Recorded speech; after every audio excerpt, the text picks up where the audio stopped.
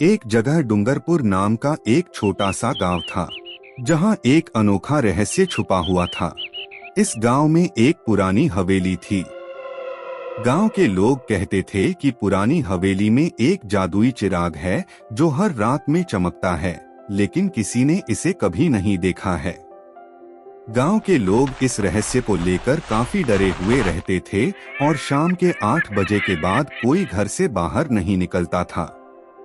एक दिन राजू नाम के छोटे से लड़के ने फैसला किया कि वह हवेली के रहस्य को दूर करेगा।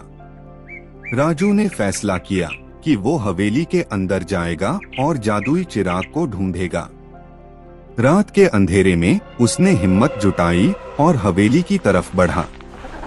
राजू बहुत डरा हुआ था, लेकिन उसे हवेली का रहस्य दूर करना था, इसलिए वह हौसला जुटाकर हवेली के अंदर घुस गया। हवेली के अंदर एक पुरानी कुर्सी पर एक छोटा से चिराग ने उसका ध्यान आकर्षित किया। चिराग में एक ज्योति थी जो अंधेरे को दूर कर रही थी। राजू एक बार तो डरा, लेकिन उसने फिर से हिम्मत जुटाकर चिराग को अपने हाथ में लिया और जल्दी घर लौटने की तरफ बढ़ा।